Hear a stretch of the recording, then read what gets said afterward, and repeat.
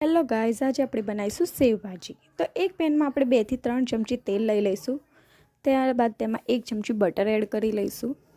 Butter અને તેલ બંને ગરમ થઈ જાય એટલે હવે આપણે તેમાં 1 ચમચી જેટલું જીરું એડ કરી લઈશું। ત્યારબાદ લીમડાના પત્તા એડ કરી લઈશું। હવે તેમાં લસણની પેસ્ટ એડ કરીશું અને ડુંગળી એડ કરી લઈશું।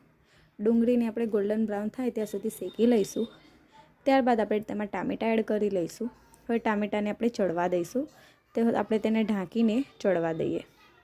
તો જોઈએ આપણા ટામેટાં સોફ્ટ થઈ ગયા છે, હલાઈને જોઈ લઈશું। હવે આપણે તેમાં મસાલો કરીશું। તો સ્વાદ પ્રમાણે મીઠું એડ કરીશું, હળદર એડ કરીશું, લાલ મરચું પાવડર એડ કરીશું અને આપણે ધાણા જીરું પાવડર એડ કરીશું અને સહેજ આપણે ગરમ મસાલો એડ કરીશું। બધા જ મસાલા સરખી રીતે મિક્સ થાય અને શેકી લઈશું। શેકાઈ જાય ત્યારબાદ આપણે તેમાં દૂધ એડ કરવાનું છે। દૂધનું પ્રમાણ થોડું વધારે રાખીશું આપણે। હવે હલાઈને તેને ઢાંકીને ચડવા દઈશું। તો જોઈએ આ રીતે આપણે દૂધ ઉકળી ગયું છે।